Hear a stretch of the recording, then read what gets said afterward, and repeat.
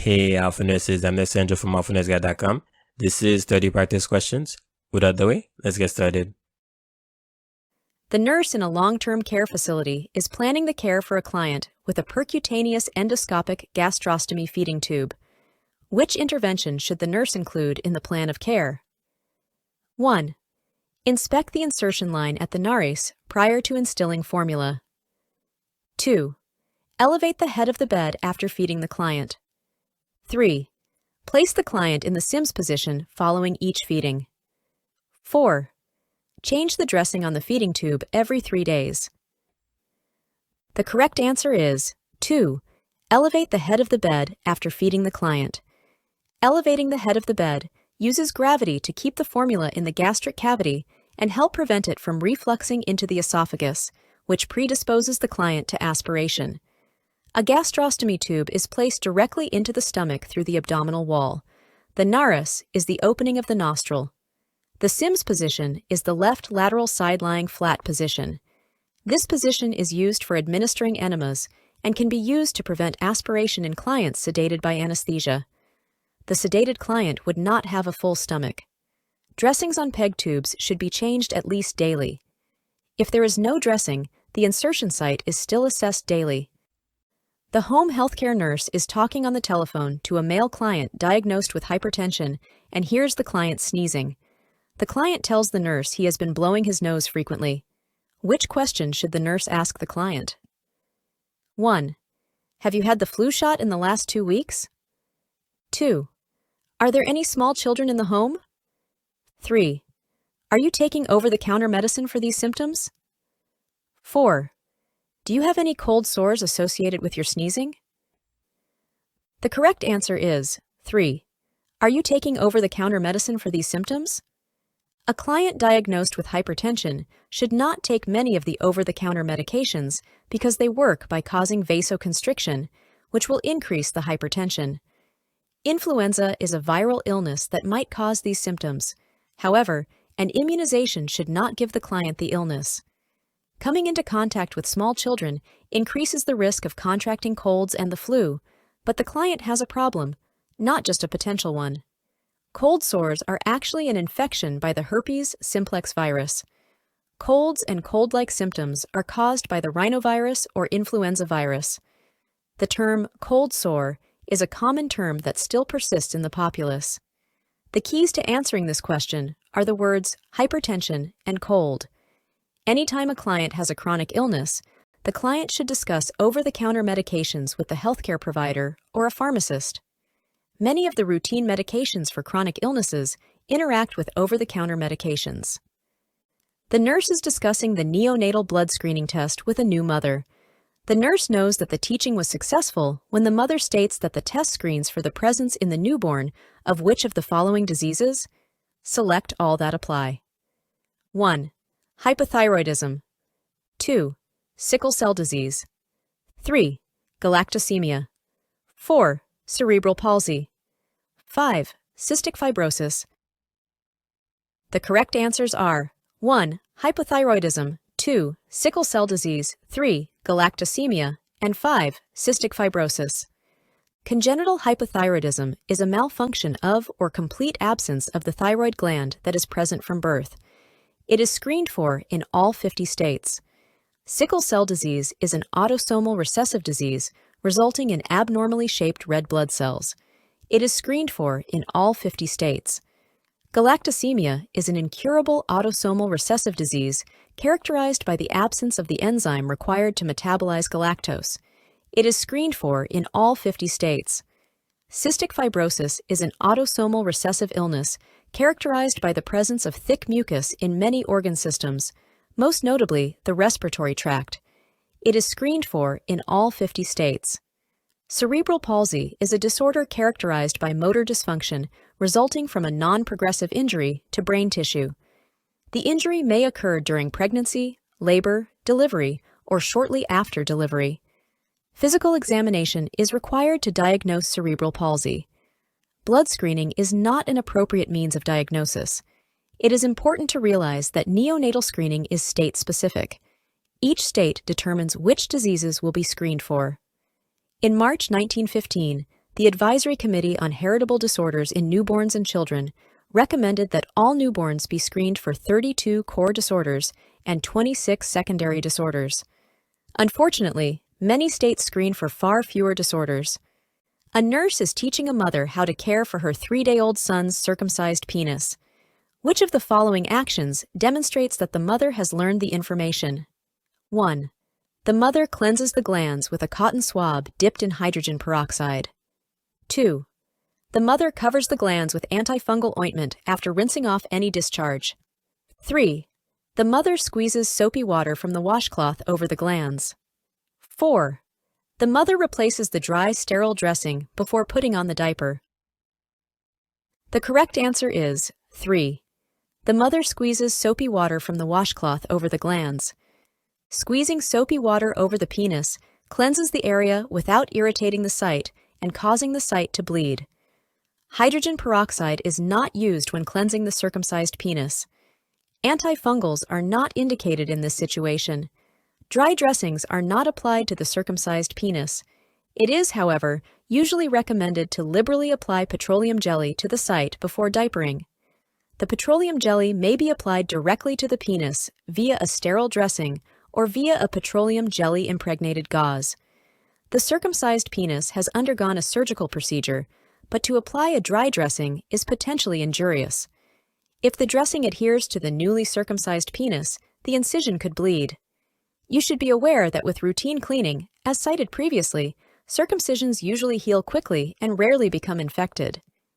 The school nurse is presenting a class to students at a primary school on how to prevent the transmission of the common cold virus. Which information should the nurse discuss?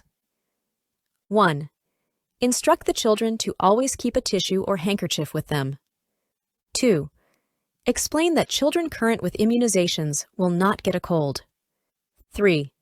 Tell the children they should go to the doctor if they get a cold. 4. Demonstrate to the students how to wash hands correctly. The correct answer is 4. Demonstrate to the students how to wash hands correctly. Hand washing is the single most useful technique for prevention of disease. Colds are caused by a virus, and antibiotics do not treat a virus. Therefore, there is no need to go to a healthcare provider. There is no immunization for the common cold. Colds are actually caused by at least 200 separate viruses, and the viruses mutate frequently. It is not feasible for a child to always have a tissue or handkerchief available. Option 1 contains the word always, an absolute word, and in most questions, absolutes such as always, never, and only make that answer option incorrect. Using the Neonatal Infant Pain Scale, NIPS, a nurse is assessing the pain response of a newborn who has just had a circumcision. The nurse is assessing a change in which of the following signs, symptoms. Select all that apply. 1. Heart rate. 2. Blood pressure. 3. Temperature. 4. Facial expression. 5. Breathing pattern. The correct answers are 4. Facial expression, and 5. Breathing pattern. Facial expression is one variable that is evaluated as part of the NIPS. Breathing pattern is one variable that is evaluated as part of the NIPS. Although assessed in other pain scales, the heart rate is not part of the NIPS. Blood pressure is not assessed in any infant pain scale. Temperature is not assessed in any infant pain scale. You should be familiar with the pain rating scales and use them clinically because neonates cannot communicate their pain to the nurse. The scoring variables that are evaluated when assessing neonatal pain using the NIPS are facial expression, crying, breathing patterns, movement of arms and legs, and state of arousal. Other tools for assessing pain in the neonate are the Pain Assessment Tool, the Neonatal Post-Op Pain Scale, and the Premature Infant Pain Profile. Which information should the nurse teach the client diagnosed with acute sinusitis? 1. Instruct the client to complete all the ordered antibiotics. 2. Teach the client how to irrigate the nasal passages. 3. Have the client demonstrate how to blow the nose. 4. Give the client samples of a narcotic analgesic for the headache. The correct answer is 1. Instruct the client to complete all the ordered antibiotics. The client should be taught to take all antibiotics as ordered. Discontinuing antibiotics prior to the full dose results in the development of antibiotic-resistant bacteria. Sinus infections are difficult to treat and may become chronic and will then require several weeks of therapy or possibly surgery to control. If the sinuses are irrigated, it is done under anesthesia by a healthcare provider. Blowing the nose will increase pressure in the sinus cavities and will cause the client increased pain. The nurse is not licensed to prescribe medications, so this is not in the nurse's scope of practice. Also, narcotic analgesic medications are controlled substances and require written documentation of being prescribed by the healthcare provider. Samples are not generally available. Note in this situation, an all is in the correct answer. There are very few cases in which absolute adjectives will describe the correct answer. You must be aware that general rules will not always apply. A baby boy is to be circumcised by the mother's obstetrician.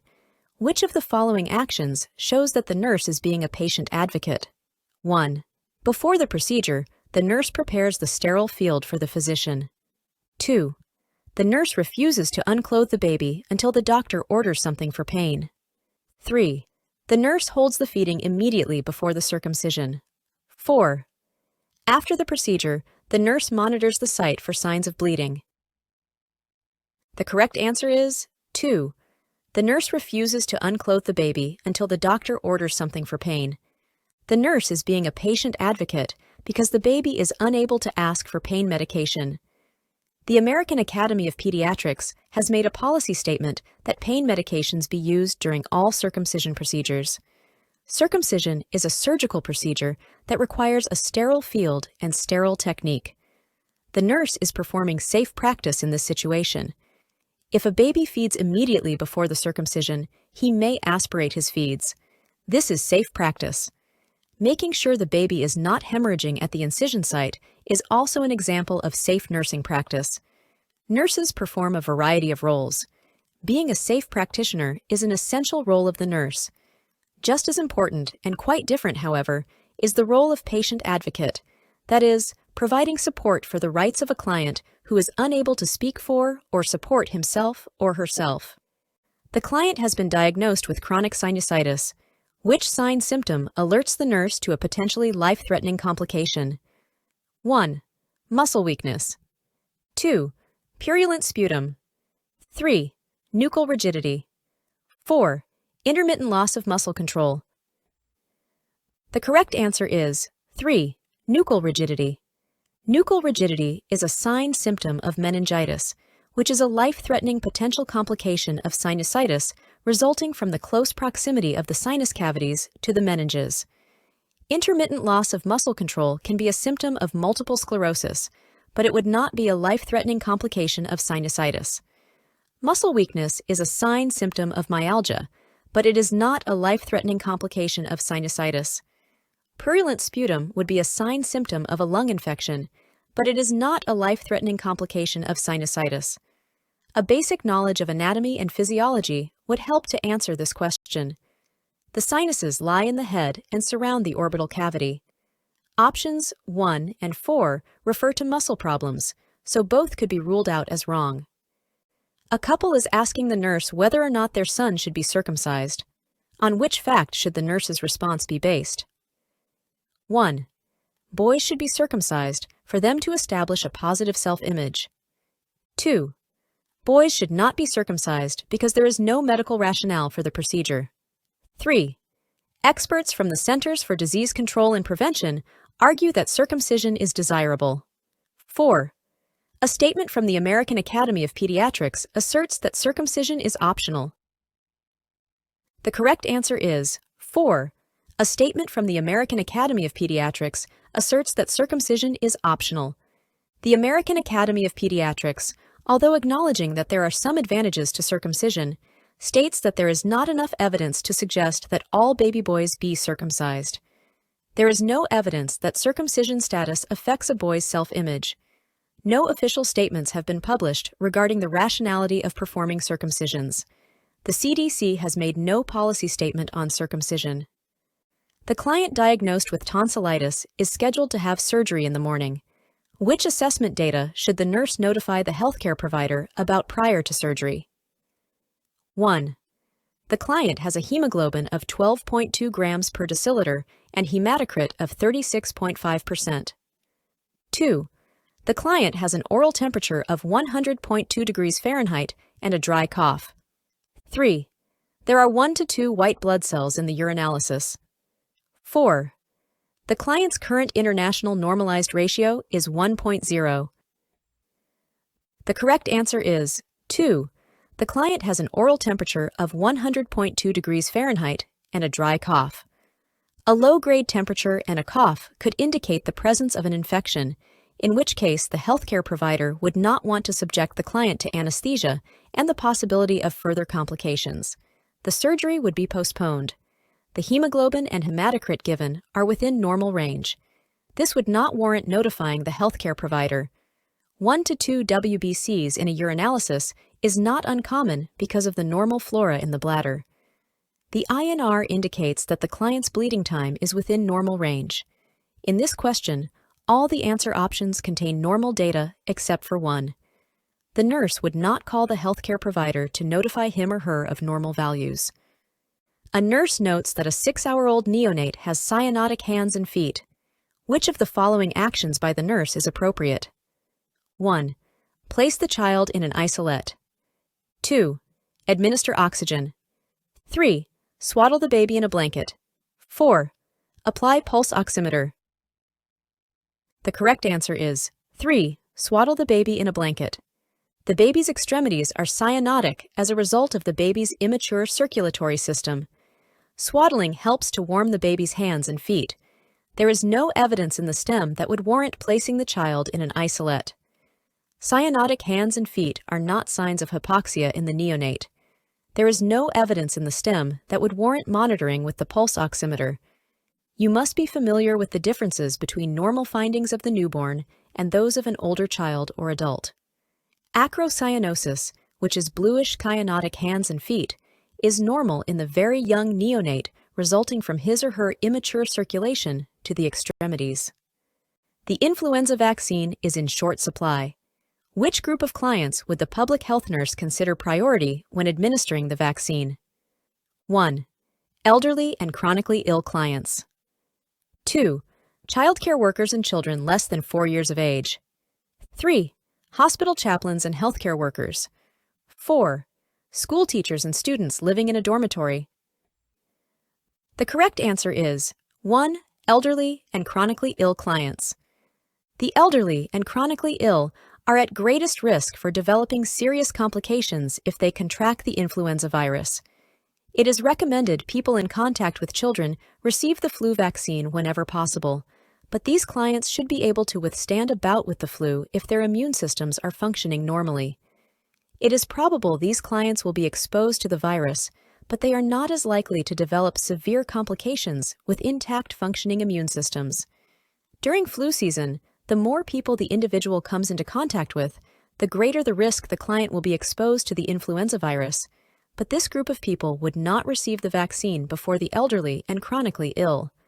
Sometimes, you may think the answer is too easy and obvious, but you should not try to second-guess the question.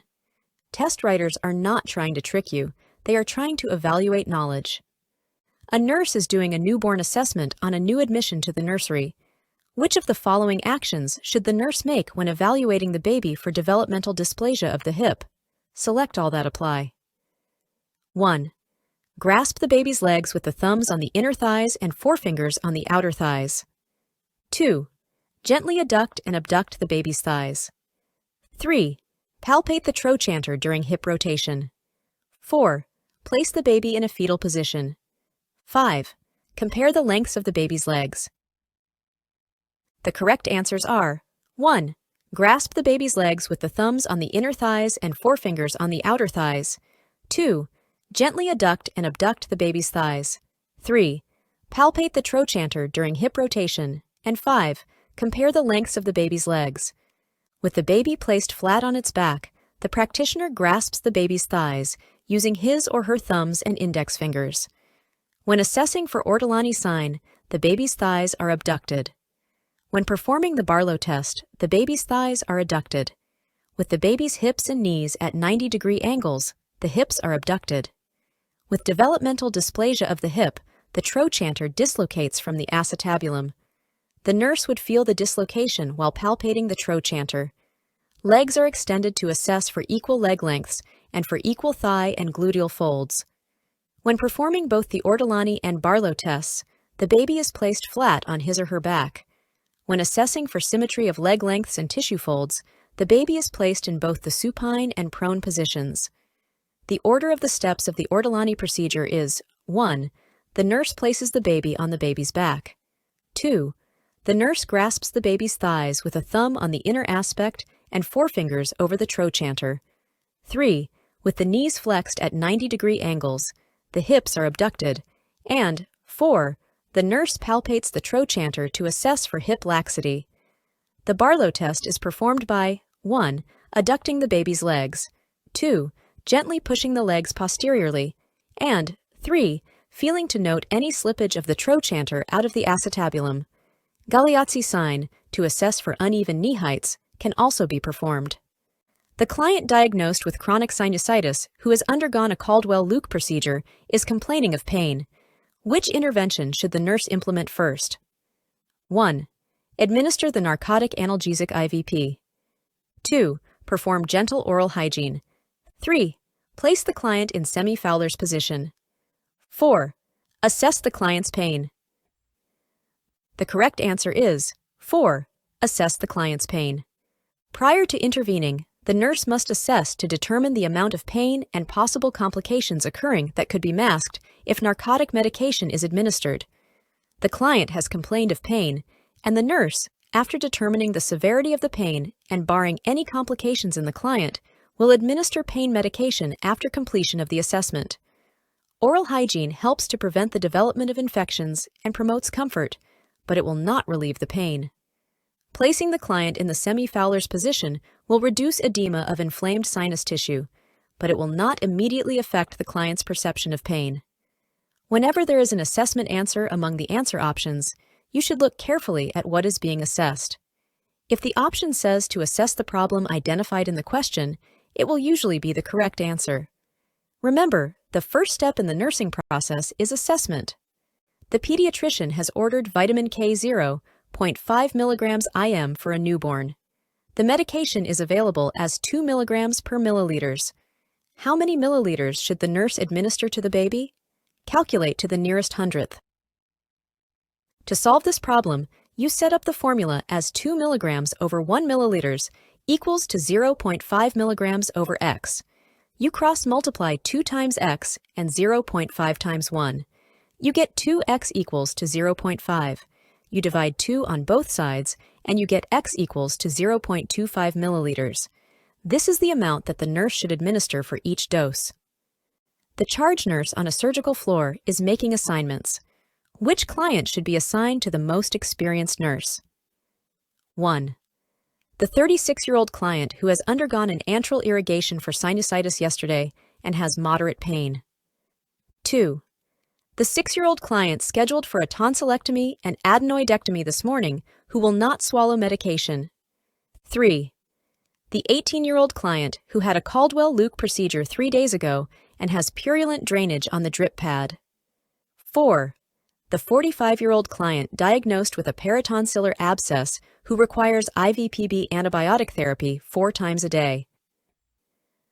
The correct answer is 3. The 18-year-old client who had a Caldwell-Luke procedure 3 days ago and has purulent drainage on the drip pad. The post-operative client with purulent drainage could be developing an infection. The experienced nurse would be needed to assess and monitor the client's condition. Any nurse who is capable of administering IVPB medications can care for this client. This client is 1 day post-operative and has moderate pain, which is to be expected after surgery. A less experienced nurse can care for this client. A child about to go to surgery involving the throat area can be expected to have painful swallowing. This does not require the most experienced nurse. In this type of question, you must determine if the situation described is expected or within normal limits. The option that gives unexpected data or data not within normal limits requires a nurse with more knowledge and experience. 4 newborns are in the neonatal nursery, none of whom is crying or in distress. Which of the babies should the nurse report to the neonatologist? 1. 16-hour-old baby who has yet to pass meconium. 2. 16-hour-old baby whose blood glucose is 50 milligrams per deciliter. 3. 2-day-old baby who is breathing irregularly at 70 breaths per minute. 4. 2-day-old baby who is excreting a milky discharge from both nipples. The correct answer is 3. 2-day-old baby who is breathing irregularly at 70 breaths per minute. Normal neonatal breathing is 30 to 60 breaths per minute. This baby is tachypneic. Meconium should pass within 24 hours of delivery. This baby's glucose level is within normal limits. A milky discharge, which is milk, is normal.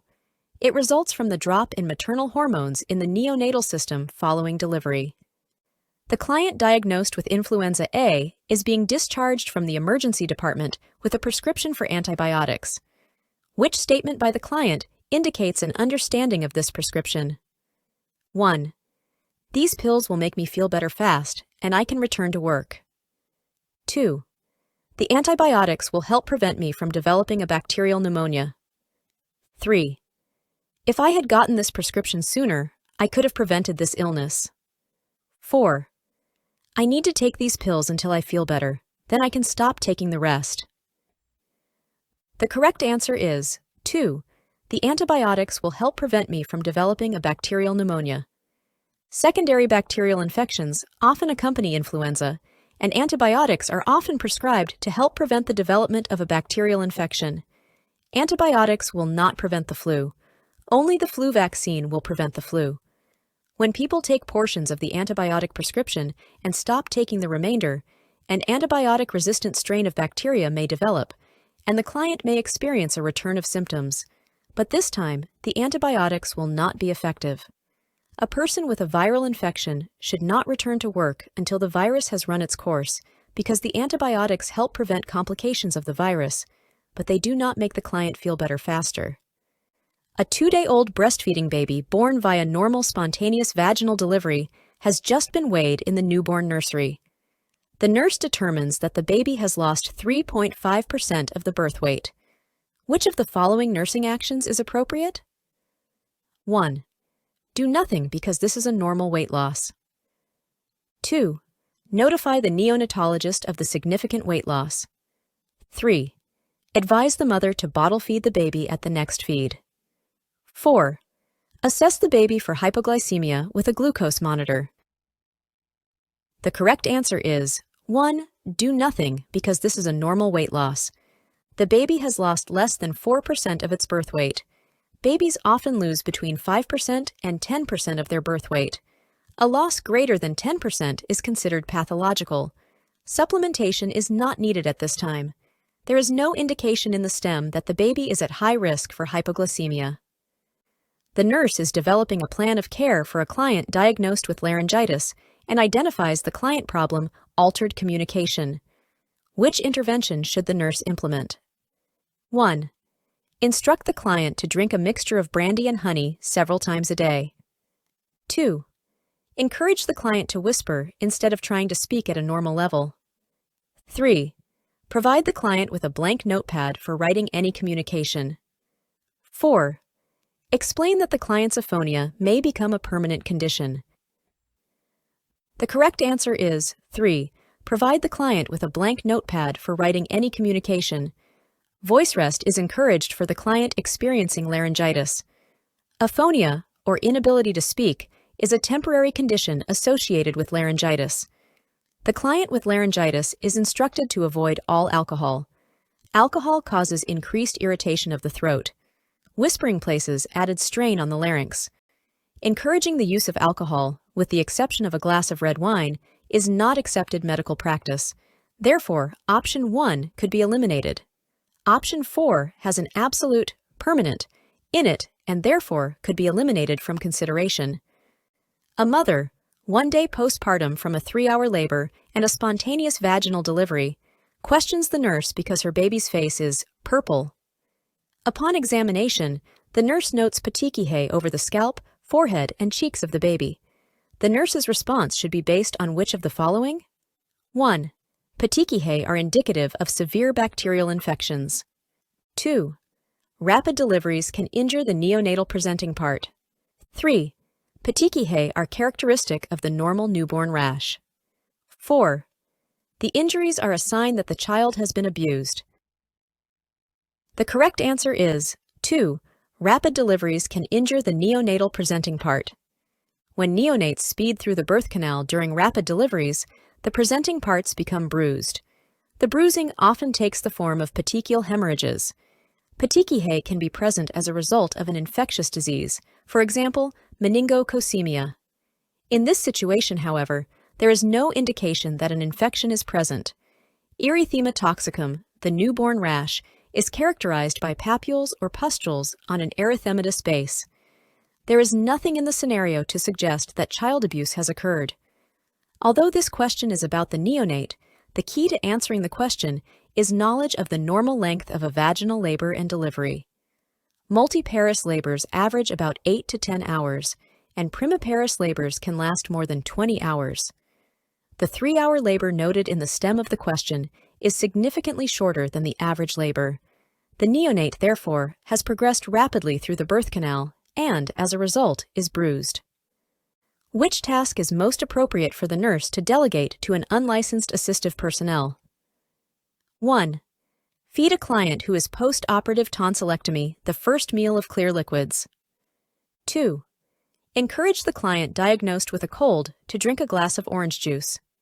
3. Obtain a throat culture on a client diagnosed with bacterial pharyngitis. 4. Escort the client diagnosed with laryngitis outside to smoke a cigarette. The correct answer is 2. Encourage the client diagnosed with a cold to drink a glass of orange juice. Clients with colds are encouraged to drink 2,000 milliliters of liquids a day. The UAP could do this. Tonsillectomies cause throat edema and difficulty swallowing. The nurse must observe the client's ability to swallow before this task can be delegated. Throat swabs for culture must be done correctly, or false negative results can occur. The nurse should obtain the swab. Clients with laryngitis are instructed not to smoke. Smoking is discouraged in all healthcare facilities. Sending nursing personnel outside encourages an unhealthy practice, which is not the best use of the personnel. Interventions requiring assessment, teaching, and evaluation cannot be delegated. Levels of activities being delegated should be appropriate for the level of training of the staff member carrying out the task. Tasks delegated must conform to safe healthcare practice. A mother asks the nurse to tell her about the responsiveness of neonates at birth. Which of the following answers is appropriate? Select all that apply. 1. Babies have a poorly developed sense of smell until they are 2 months old. 2. Babies respond to all forms of taste well, but they prefer to eat sweet things like breast milk. 3. Babies are especially sensitive to being touched and cuddled. 4. Babies are nearsighted with blurry vision until they are about 3 months of age. 5. Babies respond to many sounds, especially to the high-pitched tone of the female voice. The correct answers are 2. Babies respond to all forms of taste well, but they prefer to eat sweet things like breast milk. 3. Babies are especially sensitive to being touched and cuddled. And 5. Babies respond to many sounds, especially to the high-pitched tone of the female voice. Babies respond to all forms of taste. They prefer sweet things. Babies' sense of touch is considered to be the most well-developed sense. Babies hear quite well once the amniotic fluid is absorbed from the ear canal. All newborns' hearing is tested prior to discharge from the newborn nursery. If a baby is found to be hearing impaired, the baby should receive early intervention. All of the baby's senses are well developed at birth. Babies see quite well at 8 to 12 inches. They prefer to look at the human face. The nurse is caring for a client diagnosed with a cold. Which is an example of an alternative therapy? 1. Vitamin C, 2,000 milligrams daily. 2. Strict bed rest. 3. Humidification of the air. 4. Decongestant therapy. The correct answer is 1. Vitamin C, 2,000 milligrams daily. Alternative therapies are therapies not accepted as standard medical practice. These may be encouraged as long as they do not interfere with the medical regimen. Vitamin C in large doses is thought to improve the immune system's functions. Bed rest is accepted standard advice for a client with a cold. Humidifying the air helps to relieve congestion and is a standard practice. Decongestant therapy is standard therapy for a cold. Only one of the answer options is not common advice for a client with a cold. When all options but one match each other, then the odd option should be selected as the correct answer. To reduce the risk of hypoglycemia in a full-term newborn weighing 2,900 grams, what should the nurse do? 1. Maintain the infant's temperature above 97.7 degrees Fahrenheit / 36.5 degrees Celsius. 2. Feed the infant glucose water every 3 hours until breastfeeding well. 3. Assess blood glucose levels every 3 hours for the first 12 hours. 4. Encourage the mother to breastfeed every 4 hours. The correct answer is 1. Maintain the infant's temperature above 97.7 degrees Fahrenheit / 36.5 degrees Celsius. Hypothermia in the neonate is defined as a temperature below 97.7 degrees Fahrenheit. Cold stress syndrome may develop if the baby's temperature is below that level. A healthy neonate does not need supplemental feedings, and if supplements are needed, they should be either formula or breast milk. There is no indication in the STEM that glucose assessments are needed for this baby. Babies should be breastfed every 2 to 3 hours. Feedings every 4 hours are not frequent enough. It is important for the student to know that a baby weighing 2,900 grams is an average-sized baby. They range 2,500 to 4,000 grams. In addition, because no other information is included in the STEM, you must assume that the baby is healthy. The answers, therefore, should be evaluated in terms of the healthy newborn. Hypoglycemia can result when a baby develops cold stress syndrome because babies must metabolize food to create heat. When they use up their food stores, they become hypoglycemic. The nurse is assessing a 79-year-old client diagnosed with pneumonia. Which signs and symptoms should the nurse expect to assess in the client? 1. Confusion and lethargy. 2. High fever and chills. 3. Frothy sputum and edema. 4. Bradypnea and jugular vein distension. The correct answer is 1. Confusion and lethargy. The elderly client diagnosed with pneumonia may present with weakness, fatigue, lethargy, confusion, and poor appetite, but not have any of the classic signs and symptoms of pneumonia. Fever and chills are classic symptoms of pneumonia, but they are usually absent in the elderly client. Frothy sputum and edema are signs and symptoms of heart failure, not pneumonia. The client has tachypnea, not bradypnea, and jugular vein distension accompanies heart failure. A full-term newborn was just born. Which nursing intervention is important for the nurse to perform first? 1. Remove wet blankets. 2. Assess APGAR score. 3. Insert eye prophylaxis. 4. Elicit the Moro reflex. The correct answer is 1. Remove wet blankets. When newborns are wet, they can become hypothermic from heat loss resulting from evaporation. They may then develop cold stress syndrome. The first APGAR score is not done until 60 seconds after delivery. The wet blankets should have been removed from the baby well before that time. Eye prophylaxis can be delayed until after the parents have begun bonding with their baby. Although the baby's central nervous system must be carefully assessed, reflex assessment should be postponed until after the baby is dried and is breathing on his or her own. This is a prioritizing question. Every one of the actions will be performed after the birth of the baby. The nurse must know which action is performed first. Because hypothermia can compromise a neonate's transition to extrauterine life, it is essential to dry the baby immediately to minimize heat loss through evaporation. It is important for you to review cold stress syndrome. The nurse is planning the care of a client diagnosed with pneumonia and writes a problem of impaired gas exchange. Which is an expected outcome for this problem? 1. Performs chest physiotherapy 3 times a day. 2. Able to complete activities of daily living. 3. Ambulates in the hall several times during each shift. 4. Alert and oriented to person, place, time, and events. The correct answer is 4. Alert and oriented to person, place, time, and events.